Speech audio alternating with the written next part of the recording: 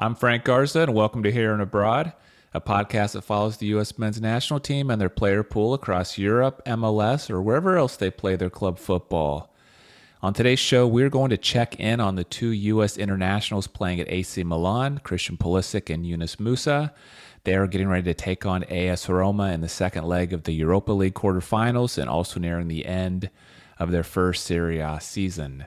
To help me today, I've invited Alessandro Bai back to join the show. Alessandro is an Italian-Brazilian freelance journalist. He's the Milan correspondent for Total Italian Football, and he previously wrote for The Blizzard and La Gazzetta dello Sport. Alessandro, welcome back to the show. Hello, Frank. Hello, everyone. I'm very glad to be here again with you. How are you? I'm good, and we were talking before we hit the record button. The last time you and I spoke was we did kind of a recap of after AC Milan's like opening match, and so a lot's happened since then. So I'm excited to talk with you about that. I want to start with the Europa League quarterfinals, where Milan is getting ready to play the second leg against Roma this Thursday. The first leg didn't go so well; they lost 0-1. A lot of us here watched it on TV. You were there, Yeah, it was. watching in person. What went wrong for Milan that day? Well, that was actually a very interesting match to watch live because, I mean, you could feel probably the deception of the home crowd at the end because AC Milan were favorites for this game, came as favorites, but at the same time, I think the first thing we should mention, I think we should give some credit to Roma because they played a very, very interesting and intelligent game. They've changed a lot since Daniele De Rossi joined as a coach. He took over Jose Mourinho. The first thing I was thinking about, watching the match was that the same sides met each other in January, I think, in Serie A, and that was an easy win for AC Milan, 3-1. And I mean, you could just see how much the Roma side have changed since then because De Rossi is doing literally a very, very good job.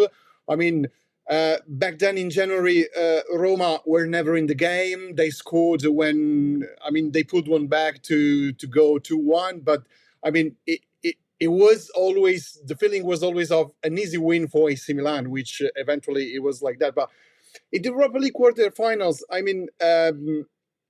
think Roma deserve credit, first of all, for playing a very tactically good game. Because De Rossi made some very smart moves, like asking Dybala to come very deep, which created problems and opened up spaces in AC Milan's defensive setup. And unlike they did under Mourinho, it's not just a very compact Roma side. They also try to do something with the ball. You know, they try to make the most of players, of the quality of players such as Dybala, Lukaku, Pellegrini, and they actually scored from a set piece with Mancini. But they had their own chances. Of course, their biggest merit was to limit AC Milan's strengths, which is particularly on the left flank, because they knew the Rossoneri had some devastating weapons in Leao and Theo Hernandez, notably. But they were very attentive on that side, with El Shaarawy tracking back, closing every space. And if you ask me what went wrong, apart from the tactical setup, which created difficulties for AC Milan, it's probably that, to be fair, AC Milan best players were not on their best night. And I'm talking about Leao, Theo Hernandez, but also Pulisic, because he was playing on the right, and he was not particularly inspired. Honestly, one of the few games that he didn't play at a very good level recently. And he was also replaced by Chukwueze in the last 25 minutes, and Chukwueze had a really good impact. He dribbled his way past three men a few minutes before the end, and delivered a great assist for Giroud. But unfortunately, he sent the ball against the crossbar. But I mean, it was just that I think a bit of an unlucky night for AC Milan and not particularly inspired, but they still have 90 minutes to play, and I think they will give their all. Yeah. Let's talk a little bit about that, Pulisic, Chukwueze, substitution that you mentioned there. I mean, because I'm thinking ahead to this second leg, and I want to get your thoughts on how you see Pioli lining up the attack for that second leg against Roma. And I've seen a few interesting things in the last couple weeks. There was Chukwueze coming on for Pulisic in that game, and he really created the best chance probably for Milan in the match. Giroud just kind of missed it, but it was a really amazing individual performance by him to kind of get to the touchline and get that pass to Giroud.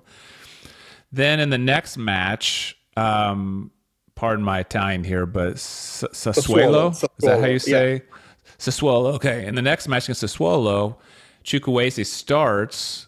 Pulisic is on the bench. And so I'm wondering, should we be reading too much into that? I mean, do you think there's a chance Chukwueze starts on the right wing instead of Pulisic for that match, or is there a chance they could both be on the field together like they were a few weeks ago? How do you see Pioli lining them up for the second leg? I mean, that's a very interesting point, Frank, because I remember we talked the first time at the beginning of the season. We talked about how was the hierarchy for Pulisic, Chukwueze, and Pulisic back then was expected to be the absolute starter, and it was like that actually because Chukwueze has struggled for several months. I mean, he's not been hitting form for some time, but things have changed slightly in recent weeks because the Nigerian player has really grown into form and is becoming a very interesting weapon for AC Milan, especially during the games, to change the pace, to create opportunities. But that being said, I think that Pulisic is the absolute starter on that spot, basically. I think that Pulisic was rested against Sassuolo with a view to having him in great form with Roma, because Pioli knows he's not going to take him off the pitch. I mean, as you said, even in recent weeks with Chukwueze improving, the idea of Pioli was not to take Pulisic off the team, but I mean, he's making the most of his great versatility, and because the coach knows that he can also play as a number 10. He's perfect. He has the vision. He can play with both feet. He can deliver great assists, score from long range. So I think that Pioli envisions Pulisic as one of the main players of this Milan side. And he was rested against Sassuolo for this reason, because he knows that the return leg against Roma will be a massive game for AC Milan, and their last chance probably to reach a European semi-final and finish their season on a high note. Okay, so I think that Pioli is expecting Pulisic to have a starring role in this return leg.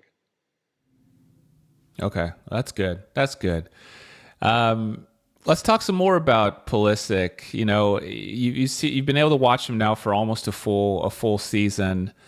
What has been your overall thoughts on his performance this season, and what's the talk around Milan from fans about him?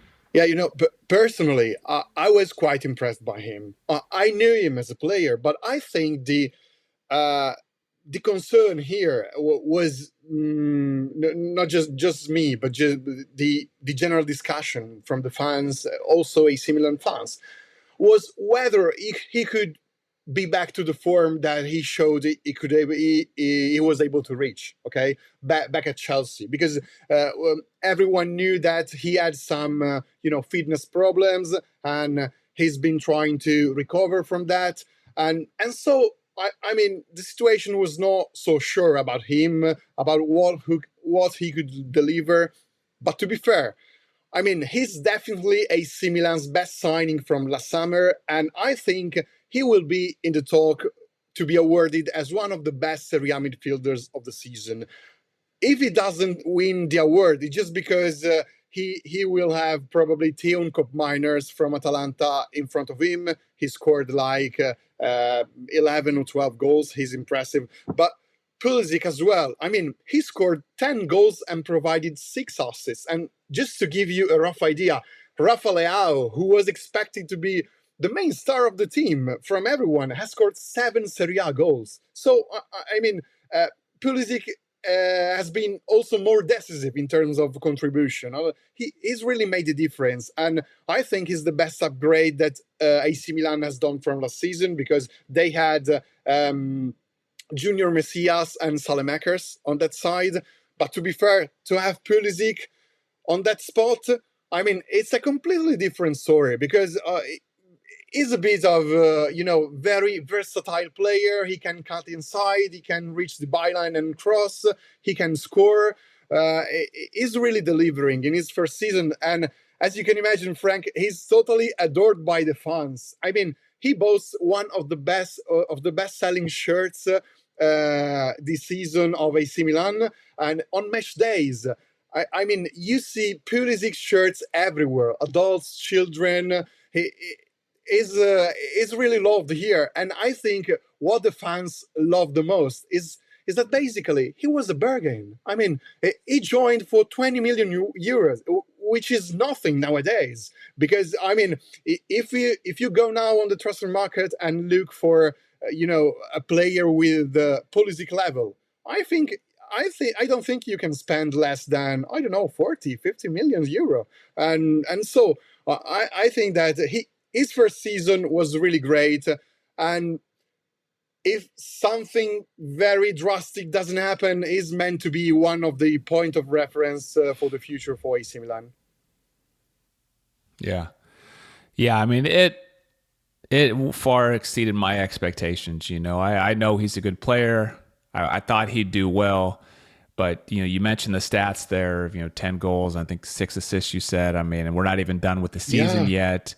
And then some of those goals that he scored, it's not like he was just like, he's had some absolute golazos. I mean, where he just didn't even look like he had the space to shoot, and then all of a sudden he launches one that sneaks into the corner of the last net. one against, I think, Lecce, probably from outside the box, was just impressive. Okay, he got the ball, one touch, and he shot straight at the back of the net. I mean, he was impressive. And you have to consider that there's a very popular talk here in Italy that when strong players join from abroad, there's the discussion whether they can fit Serie A, because it's a very particular league, very tactical with tight spaces. So I don't think everyone was expecting Pulisic to do this well in such a league, with a new tactical dimension. I mean, he was very, very impressive, definitely.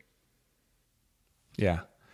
Well, let's talk about the other U.S. international over there, Yunus Musah, who has kind of seemed to, his playing time has kind of gone up and down, throughout the season, and so, I'm really curious from you what you think of his overall performance, and where you think his performance, lies, relative to what the expectations were, for him coming in. Well, I think, I mean, we're talking about something different with Musah, because he didn't join with the same kind of expectations as Pulisic. He was like, there was like curiosity about him, because I mean, he was a very promising player, very young, coming from La Liga. So, I mean, everyone was wondering whether he could settle as a starter in this AC Milan side. Probably. I mean, this season is telling us that he is not probably so ready to be a regular starter, okay?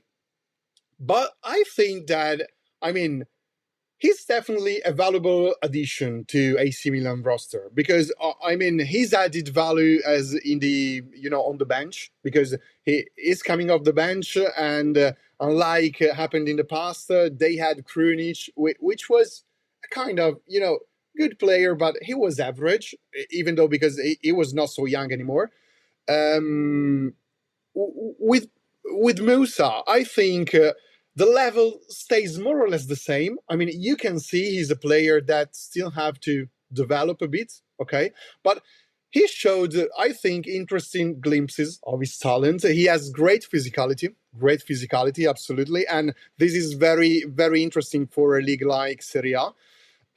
He runs everywhere, really, literally everywhere. He track back opponents, and he can also carry the ball upwards effectively. I mean, that's a very good quality. I think he still has to improve in managing the ball. Okay, when he's in possession, he tends to be a bit probably frenetic. I don't know. Okay, and but I think that he could stay at AC Milan for a few more seasons, and I mean if he finds, I don't know if Pioli will stay. This is an open discussion that we'll probably have later, but uh, I mean if Musa has the luck to find the right manager, okay, who wants to invest on him, on his growth, I think he could develop into a very interesting player because I mean he has the qualities definitely, and as you said,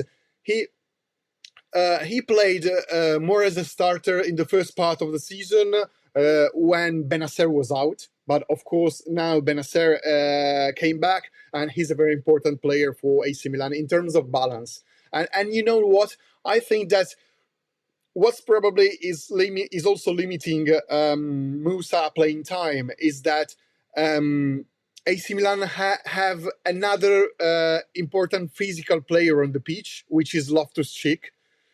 He's having a great season, and he's playing as number 10. He's playing a bit deeper. I mean, he can be deployed in various positions, and so I think that with Loftus-Cheek on the pitch, Pioli probably prefers to have some technical options, like Benacer is very good with the ball in his feet. They have Reinders as well. So I mean, I wouldn't judge Musa's season as negative, okay? Because we still have to remember that he's 22. That was his first season in Italy, and for what I'm concerned, I don't think he was a deception. Okay, he showed interesting qualities. Of course, he still has to develop. But if I were in AC Milan's shoes, I mean, I would I would keep him for at least one or two more seasons to see what kind of level he can reach. Yeah, he's an exciting young player. You mentioned one of the issues I see as well, not just when he plays with Milan, but when he plays with the U.S. men's national team, is this he loses the ball a lot. He turns the ball over a lot with passes, or maybe he's trying to do too much. It seems like he's trying Yeah, to do too much at times, and I just see him turn the ball over a lot. And so I'd like to see him be a little bit more. I mean, I like that he takes risks. He's a guy that's going to dribble and try to find spaces, but to me, he hasn't quite found the balance yet of finding the right opportunities to do that and not turning the ball over so yeah, I much. absolutely agree with this point because he tends to be a bit chaotic, probably at times. Yeah, Yeah, yeah. He looks like a wild man out there yeah, yeah, yeah, sometimes. yeah, Yeah. yeah, yeah. As I said, he tends to overdo, which on one side I think it's a sign of his great will, desire, to have an impact. But probably, I mean, I think that if he stays even just one more season in the Italian game, with tactical instruction, he can become more disciplined as a player, and that would be very interesting, I think, to see. Yeah. Yeah, it will be exciting to keep our eye on him. You mentioned keeping him around for the next couple of seasons and giving him a more chance. And that's kind of where I want to go next. Not just with him, but I want to think about what changes we could see because we have what six matches or so. I don't know the exact number yet, but not a whole lot of the Serie A season left. And so I'm already starting to think about next season what changes Milan could make. What do you see as the big potential changes they could make over the summer, getting ready for the next season? Well, w- as I was saying, the biggest open discussion is about the coach because I mean Stefano Pioli was the coach who brought AC Milan back to the Scudetto in 2022. So there was a lot of gratitude towards him, but I think that since then, probably the team has not lived up to expectation because I mean last season in Serie A was a deception, but was partially disguised by the fact that AC Milan reached the Champions League semi-final, of course. But they lost it with Inter. They lost all the 5 derbies in 2023 with Inter, which, I mean, in a city like Milan, it has a lot of weight for the fans. They don't like losing derbies. And can you imagine losing 5 in a row? And they have a decisive derby now, next week, because if AC Milan will play at home and if Inter win, they will win the Scudetto on that night in their stadium. And that would be, I think, because here in Italy, in Milan especially, I mean, the atmosphere is very is very heavy sometimes, with discussions, with rumors, and I mean, for the mood of the environment, that would be a massive blow to lose to make Inter win the Scudetto in the derby. Okay, so basically, Pioli will be judged on 2 fronts: this one of the derby and how far he can go in the Europa League.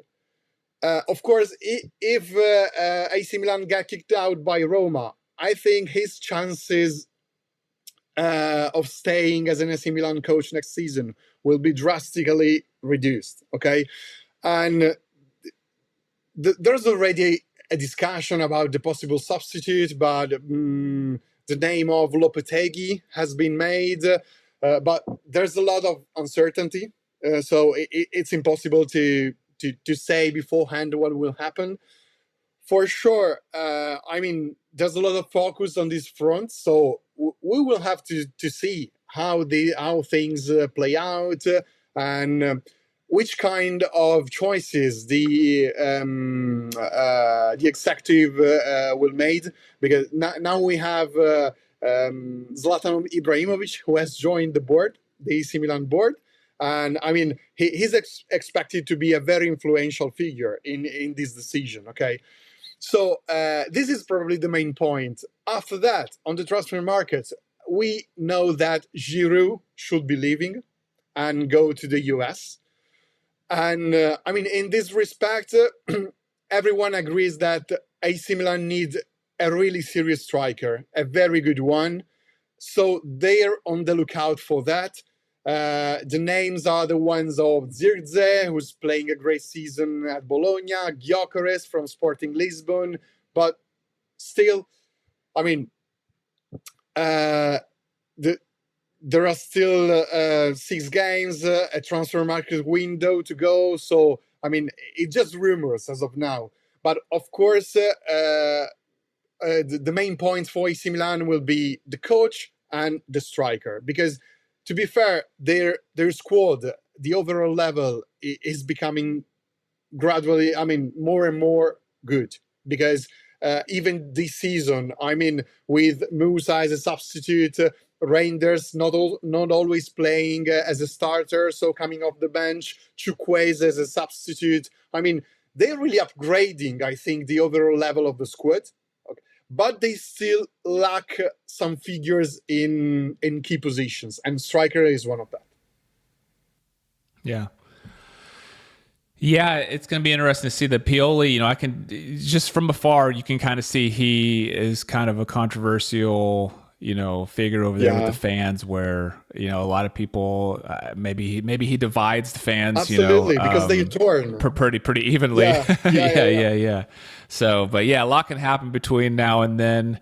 I'll be hoping that they get the win against AS Roma. I know they have a lot. I know it's going to be a tough battle going to Rome and getting the win there, but hopefully they can get that, and then we'll see what happens. Yeah, yeah. I think that a win, I mean, overturning the tie against Roma would be a massive morale booster for, I mean, the last stretch of the season. Okay, they can bring it on the derby and also on the next ties of Europa League, because they would be likely to meet Leverkusen in the semi-final, which would be another massive game. And personally, I hope to have the chance to witness it in San Siro.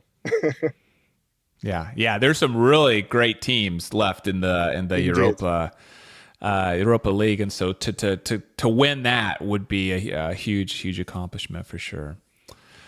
Well, thank you so much, Alessandro, for being back on the show. I'll make sure and put a link in the show notes to your X account, which is at journale_by, so that folks can see some of your work.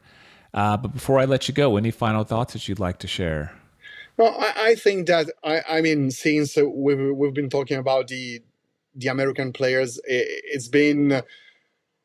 I mean, I think that the presence of Pulisic in this league is also a testament to the growth of USA football, and he's been really exciting.